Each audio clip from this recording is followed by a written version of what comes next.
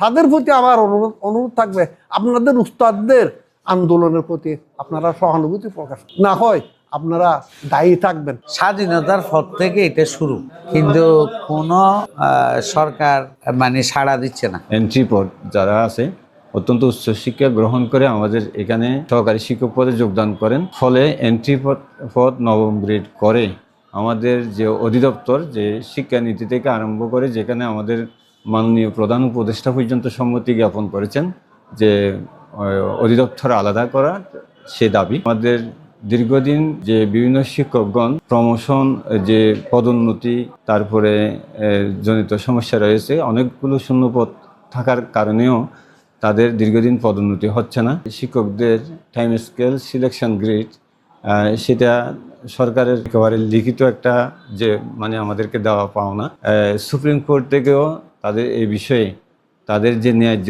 পাওনা, যে বকেয়া পাওনা দিয়ে দেওয়ার জন্য নির্দেশ রয়েছে। আমার শিক্ষকতা শুরু থেকে শেষ পর্যন্ত আমি একজন শিক্ষক হিসেবে শিক্ষকতা করে, আমি সহকারী শিক্ষক হিসেবে মাধ্যমিক বিদ্যালয়ে যোগদান করে 1992 সালে, আমি 2022 সালে মানে পেনশনও চলে গেছি। আমার কোনো প্রমোশন হয়নি। আমি সহকারী শিক্ষক হিসেবে যোগদান করে সহকারী শিক্ষক হিসেবে পেনশনও চলে যাওয়া।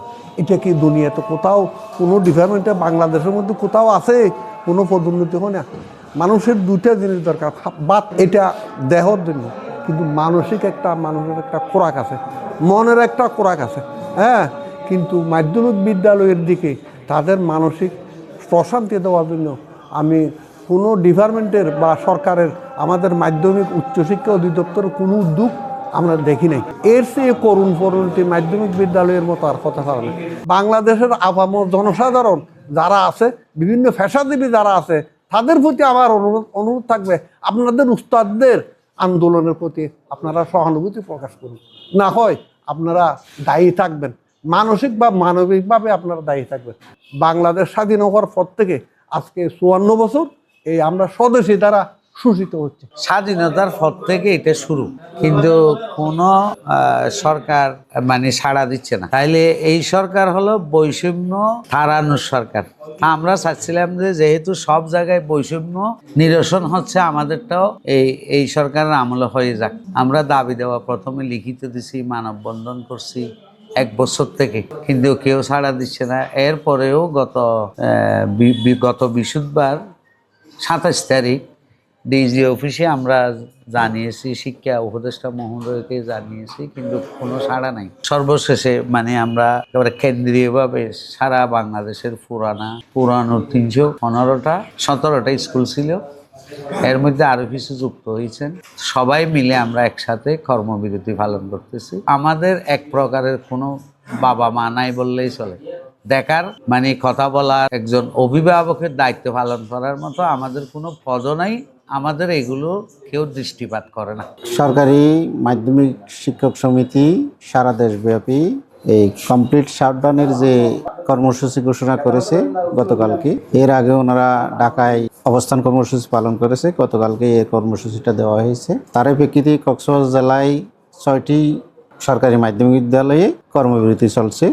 আমি রিপোর্ট নিয়েছি, এই 6টি বিদ্যালয়েই 94 জন শিক্ষক উপস্থিত আছেন। কর্মবিরতিতে যে বিষয়গুলো আসছে, আসলে এই বিষয়গুলো খুবই যৌক্তিক। স্বাধীনতা পরবর্তী সময়ে যে 10ম গ্রেডের যে পদটি ছিল সেটাতে কোনো উন্নয়ন ঘটে নাই, ফলে এটা দীর্ঘদিন ধরেই এই কর্মসূচিটা চলতেছে, আন্দোলন চলতেছে। স্মারকলিপি এর মধ্যেও হয়েছে, বিভিন্ন সময় ঢাকায় চট্টগ্রামে বড় বড় সমাবেশ করা হয়েছে, বড় কর্মকর্তা এবং মন্ত্রীরাও উপস্থিত ছিলেন, কিন্তু কথায় কথা রয়ে গেছে, কিন্তু কোনোভাবেই এটা পদটাকে উন্নীত করা হয়নি।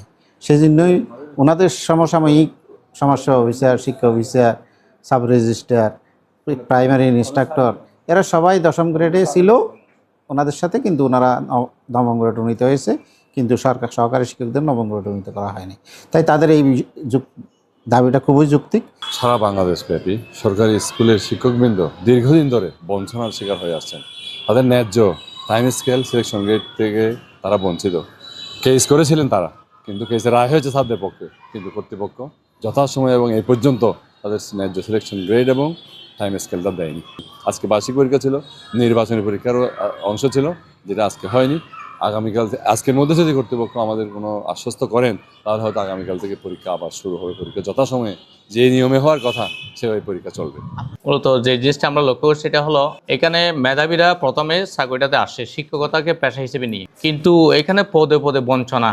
যেমন আজকে আমি 15 বছর এখানে হয়ে গেছে আসি, একটা প্রমোশন হয় নাই।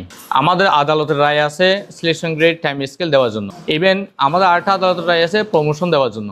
এটা রায় হয়ে গেছে প্রায় 6 মাস, আরেকটা হচ্ছে 1 বছর।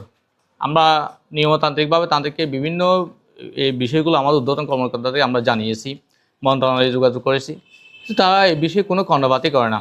মানে আমরা একটা বইমাত্রিক সুলভ একটা আচরণের শিকার হই।